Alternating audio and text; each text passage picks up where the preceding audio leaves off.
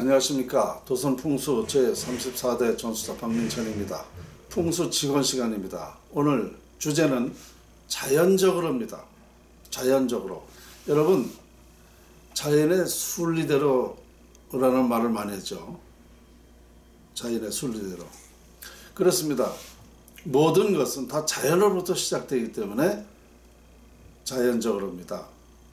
자연적으로 돼야 돼요. 억지로 되는 일이 없다니까요. 그것이 운명인 거죠. 그 운명이라는 것은 자연에서 오는 거죠. 그래서 자연적으로 해요. 여러분, 운명이 정해진다고 생각하시는 분이 얼마 없더라고요. 운명이 정해지는 겁니다. 80% 정해져요. 태어나면. 그것이 자연의 이치에 의해서, 자연에 의해서 운명이 결정되는 겁니다. 그래서 자연적으로 해요. 뭐든지 자연에서 시작되기 때문에 자연적으로 돼야지. 여러분들이 물론 노력은 해야 되지만 노력한다고 잘 됐습니까? 노력한 만큼 됐습니까? 안 되는 것이죠. 그것은 자연의 이치가 아니었기 때문에, 내가 타고난 운명이 그렇게 되면 그렇게 가기 때문에 내가 그런 노력을 아무리 해도 그만큼 될 수가 없다. 80%라는 숫자가 있고 노력은 10%라고 늘 말씀드렸죠. 10%의 힘으로 80%를 이길 수가 없는 것입니다. 그래서 이 자연의 이치대로 운명이 결정되면 그렇게 가는 것이죠. 그러니까 좋은 운명으로 결정된다면 아주 정말 행운이죠. 살아가는데 많은 내가 삶의 질을 높일 수 있고 행복하게 살 수 있고 누구한테 인정받을 수 있고 그렇기 때문에. 그런데 이 흉한 운명으로 태어나면 그렇게 노력을 해도 고통스럽고 참 어려운 일만 생기고 많은 불행이 따릅니다. 이것이 바로 다 자연에서 왔기 때문이죠. 제가 이 구체적으로 이렇게 여러분들이 이런 얘기를 많이 해요. 왜 그렇게 되는가가 궁금하다. 그렇게 좀 했으면 좋겠다. 그래서 제가 요 유튜브 강의는 결론만 얘기하고요. 앞으로는 별도의 그 강좌를 제가 개설을 이제 할 것입니다. 왜 그렇게 되는지 그 원리, 그 이치, 그 요소를 과학적으로 그리고 수치에 나타날 수 있도록 여러분들이 보실 수가 있어요. 그러니까 제가 가령 궁합이 좋다. 그 궁합이 무엇인가 라고 그것을 과학적으로 설명한단 말입니다. 나라의 운명이 어떻게 되어 있기 때문에 어떻게 된다라는 것을 과학적으로 설명을 하고 그 수치에 아주 계산으로 딱 나오게끔 이렇게 얘기한단 말입니다. 그런 강좌를 앞으로 이제 할 것이에요. 그러니까 많은 분들이 유튜브에서 나라가 망한다 그랬으면 나라가 왜 망하는지 이 구체적이 없다는 거죠. 근데 이미 그런 말들을 많이 해놨어요. 매번 그걸 설명할 수가 없기 때문에 안 하는 것 뿐이지, 이미 제가 결론을 말씀드리는 것은 제 유튜브 강의에 약 한 450 강의가 있습니다. 그 속에 다 있어요. 다 쳐다보세요. 한번 찾아보세요. 다 있습니다. 그러니까 이제 뭐 가끔 어떻게 우연히 보시는 분들이 자꾸 그런 말씀 하시는 거예요. 그래서 저는 유튜브 강의보다도 더 구체적이고 정말 실감 날 수 있도록 그것을 다 과학적으로 설명해 가지고 퍼센트까지 제가 말씀드릴 수가 있다라는 것을 앞으로 한번 보시라고요. 어쨌든 이와 같이 제 입에서 나온 말은 제가 다 책임질 것이고요. 다 과학적입니다. 누구라도, 그러니까 가령 우리나라가 30만 불이 된다? 여러분들 깜짝 놀랄 일이고 상상을 할 수가 없죠. 그런데 이 말을 5분이면 다 설명이 된다니까요. 과학적으로 설명하고 이미 계산적으로 딱 나왔기 때문에 그렇게 제가 말할 수 있는 자연의 이치를 말할 수 있다는 것이죠. 그러니까 우리나라가 그 어려운 게 아니에요. 우리나라가 잘 되는 것은 아주 간단해요. 국민소득 30만 불 되는 게 문제가 아니에요.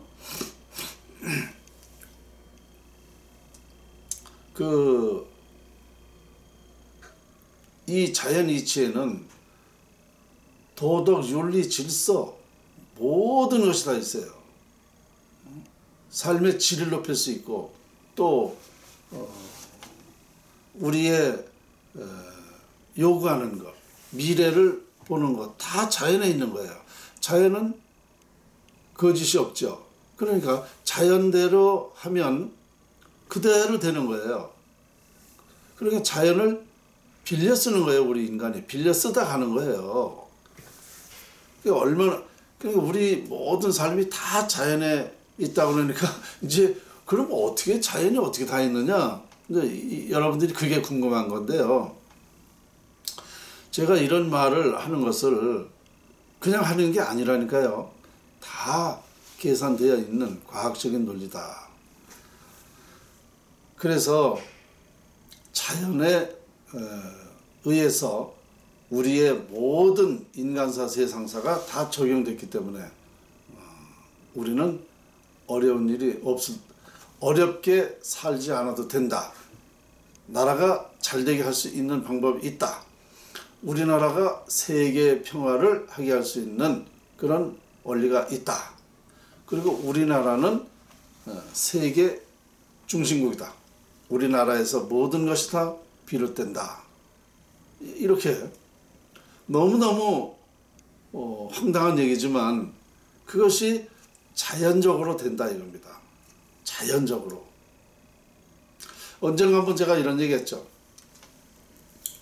우리나라가 소련을 붕괴시켰다는 말이 한 적이 있습니다. 그 당연해요. 근데 우리나라가 뭐 소련에게 무슨 뭘 과했나요? 뭐 싸웠나요? 시위를 했나요? 그렇지 않고 말 한마디에 그렇게 된 것입니다.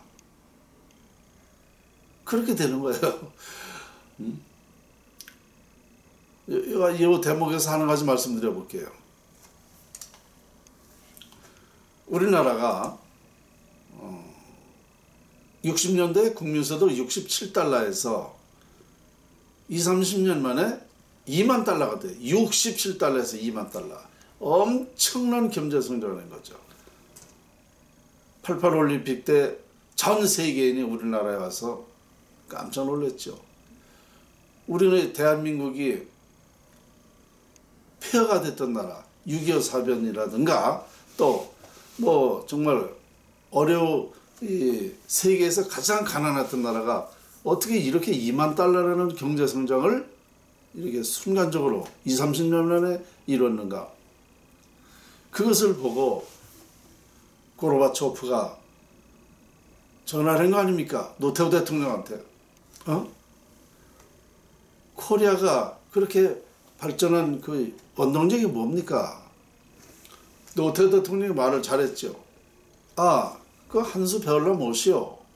그래서 고르바가 제주도로 왔지 않습니까? 하얏트 호텔인지 그걸로 와가지고 이제 두 사람이 회담을 한 거 아닙니까? 그때에 노태우 대통령이 내가 하는 말을 듣겠습니까? 듣겠다. 고르바가. 내가 두 가지를 말할 텐데 꼭 약속 지킬 겁니까? 지키겠다.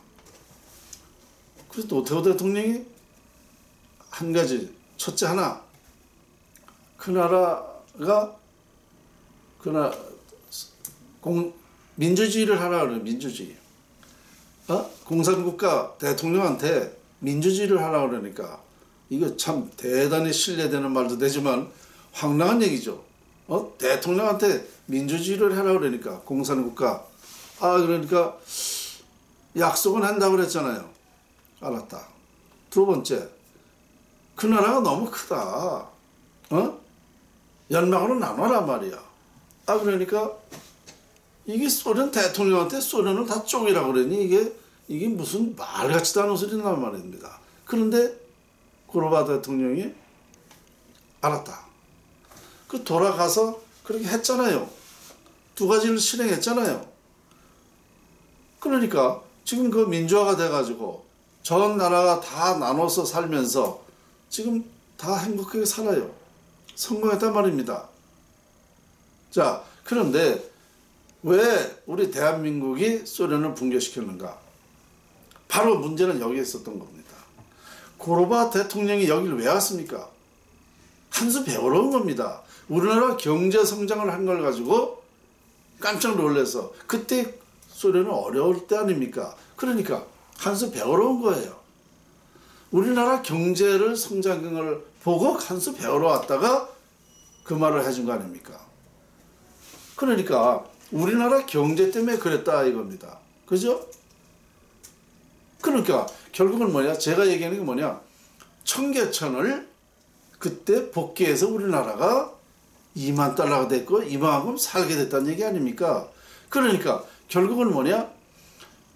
대한민국의 운명이 흥망성쇠 운명이 청계천에 있었다라는 것. 그 다음에 청계천이 소련을 붕괴시켰다. 이렇게 되는 겁니다. 결론이. 맞잖아요. 우리나라가 청계천을 덮고 풍수학적으로 나라의 운명이 나라의 운명이 국운이 융성되기 시작을 해가지고 나라가 이만큼 발전한 거 아닙니까? 발전된 모습을 보고 고르바가 와가지고 한 수 배우러 왔다가 그 두 마디를 듣고 가서 했고, 그러니까 결국은 청계천이 소련을 붕괴시켰다 이런 얘기가 되는 겁니다. 이거를 억지로 꾸미거나 뭐 그렇게 과정이 그렇게 됐으니까 그렇게 된 거 아니냐 이렇게 말하면 큰 오산입니다. 이건 너무 자연의 이치입니다. 이게 자연적으로 해요. 자연적으로 소련이 붕괴된 겁니다. 우리나라 경제는 청계천을 복귀했음으로써 경제가 살아났고, 그래서 이렇게 됐다는 사실입니다. 그러니까 이것도 제가 풍수 전문가로서 이거를 밝혔기 때문에 말이 되는 거예요. 이걸 밝히지 못했으면 말을 할 수 없죠. 그러니까 모든 것은 다 자연적으로 되는 거예요. 자연적으로 되는 걸 가지고 억지로 하려고 그러면 안 됩니다. 지금 물이 억지로 해서 뭐든지 그래요. 순리적으로 돼야만 번창할 수가 있습니다. 이걸 억지로 하다 보면은요, 언젠가 톱니바퀴가 어그러져 있는 상태에서 돌아가 보세요. 이거 얼마 못 가서 고장나는 겁니다. 그러니까 세상 이치가 그렇게 우리 인간의 노력은 해야 되지만 노력 10% 가지고 돌아가는 게 아니에요. 그 지금까지 역사, 과거, 여러분의 모든 과거가 전부 다 자연적으로 풍속적으로 이루어진 겁니다. 그러면 지금까지 이 말이 맞다 그러면은 미래 역시 자연적으로 돼야 되는 거예요. 자연적으로 되려면 풍수학입니다. 국어사전에도 풍수지리란 땅의 형세를 보고 사람의 길흉화복을 연결해 설명하는 학설 이렇게 돼 있어요. 국어사전에도 풍수지리가 흥하고 망하는 영향을 준다라는 것이 국어사전에 있습니다. 근데 이런 것을 이렇게 중대한 연구를 해서 나라에 발표해도 이것을 우리 국민이 못 알아보니까 망하게 됐다 그러면 망하는 거예요. 제 입에서 우리나라가 잘 된다 그러면 잘 되는 거예요. 그럼 잘 되게 하는 방법을 해야 잘 되죠. 지금은 망하게 될 수밖에 없는 입장이기 때문에 망하게 된다. 이런 말을 하는 저도 무지무지하게 가슴이 아픕니다. 이게 무슨 몇 사람 죽고 몇 기업 망하고 국민 일부 이게 아니에요. 전체적으로 다 슬픔에 잠기게 되는 우리나라 사람들이 수천만 명이 죽을 수도 있는 죽는 그런 입장이 되었단 말입니다. 이게 다 자연을 역행했기 때문에 이렇게 됐다. 자연적으로 순리, 자연의 이치에 따라서 해야 되는데 자연을 역행하면 인간은 살 수가 없는 겁니다. 여러분, 숨을 쉬는 것도 풍수지리학이라고 그랬어요. 숨을 쉬는 것도 기를 활용하니까. 그러니까 숨을 안 쉬고 살 수 있어요? 여러분, 잠 안 자고 살 수 있습니까? 자연을 역행해서 살 수가 있나요? 단 1시간도 못 살아요.